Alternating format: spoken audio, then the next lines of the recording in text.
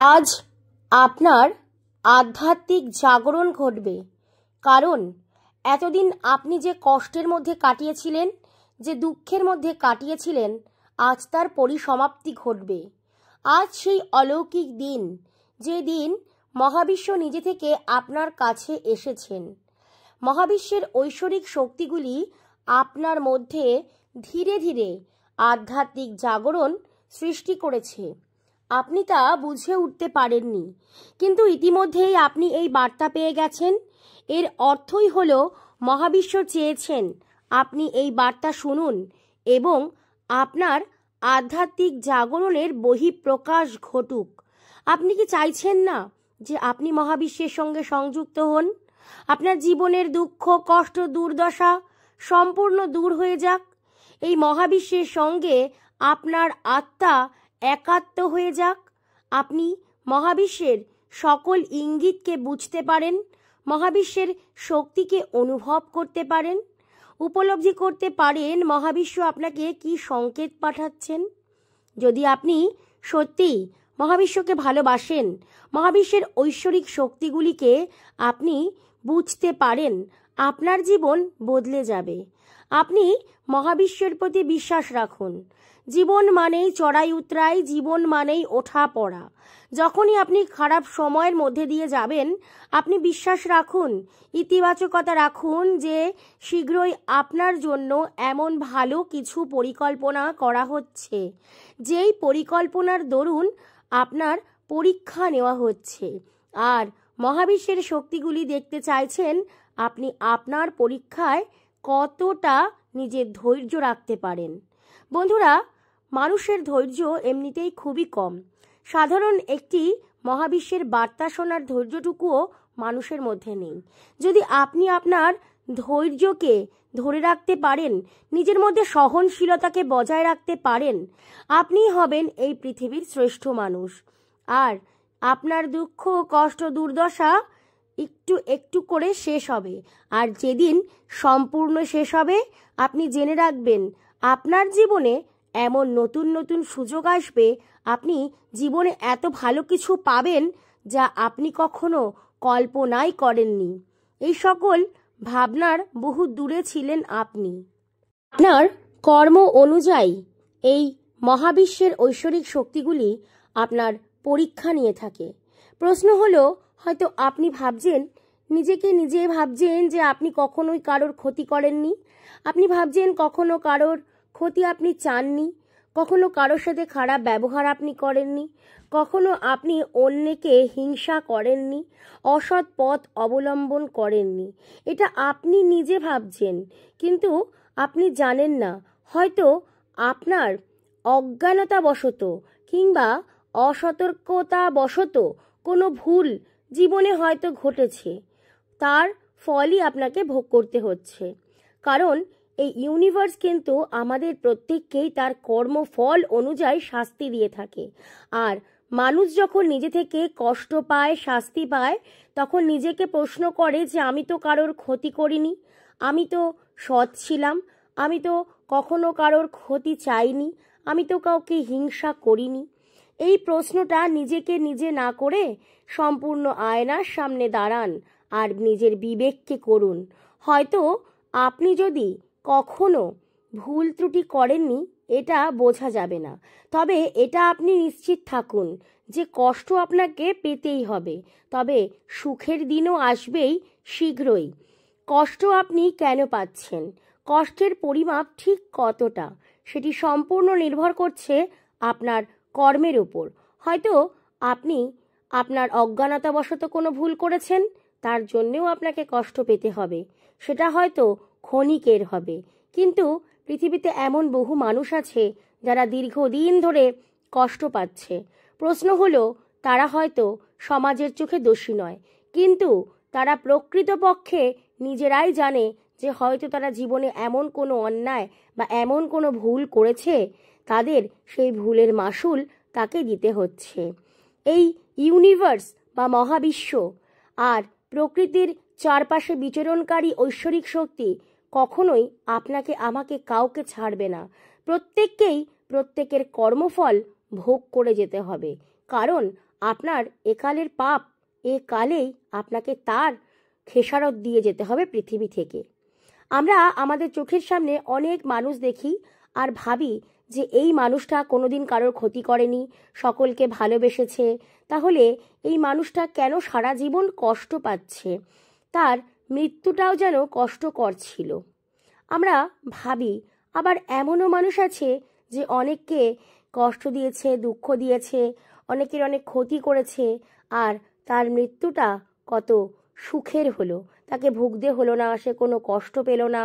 এটা কেমন হয়? কেনই বা হচ্ছে এই ঘটনাগুলো? বন্ধুরা, প্রথমত আপনি হয়তো ভাবছেন যে আমি কষ্ট করি, মানে আমি কষ্ট পাচ্ছি, আমি কাউকে কষ্ট দিইনি। এটা আপনার ভ্রান্ত ধারণা। আপনি কষ্ট না দিলে আপনি কষ্ট পেতে পারেন না। আর যে মানুষ সারা জীবন কষ্ট পেয়েছে আর শেষ মৃত্যুটাও, শেষ নিঃশ্বাসটা ত্যাগ করার সময়ও প্রত্যেকেরই কষ্ট হয়, তবে সে অনেক কষ্ট করে পৃথিবী মা ত্যাগ করেছে বা পৃথিবী ছেড়ে চলে গেছে। তো সেই মানুষটা কেন এত কষ্ট পেল সারা জীবন ধরে? বন্ধুরা, সেই মানুষটা হয়তো আপনার, আমার, সকলের আড়ালে গিয়েই কোনো অন্যায় এমন কিছু করেছিল যা সে শুধুমাত্র নিজেই জানে, আর আশেপাশে তার আত্মীয় স্বজন, পরিবারবর্গ কেউ জানে না। হয়তোবা এমন অন্যায় করেছিলেন যে সে তার বিবেককে নিজেই প্রশ্ন করেছেন যে ঠাকুর, আমি কি ভুল করলাম, আমাকে মাফ করো।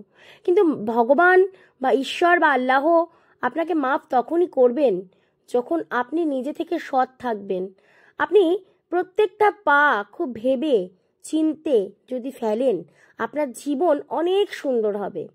আবার এমনও মানুষ আপনি দেখবেন যারা কোনো কষ্ট পায়নি, কিন্তু পৃথিবী ছেড়ে তারা চলে গেল। আপনি তো ভাবছেন যে এ তো অনেককে কষ্ট দিল, তাহলে এত সুখের মরণ কিভাবে হলো?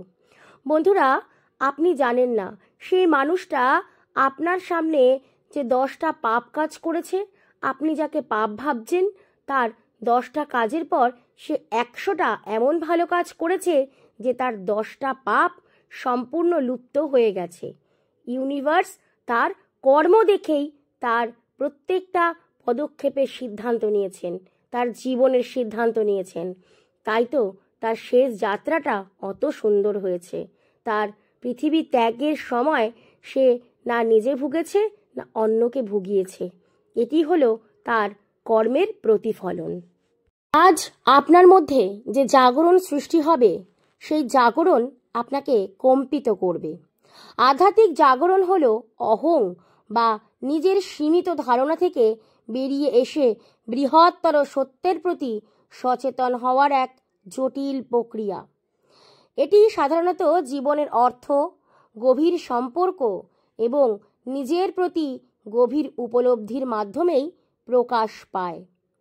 আপনি এক আলাদা প্রশস্তি বা শান্তি অনুভব করবেন, যে শান্তির ফলে আপনি বুঝবেন যে হ্যাঁ, আপনার মধ্যে ধীরে ধীরে আধ্যাত্মিক জাগরণ সৃষ্টি হচ্ছে।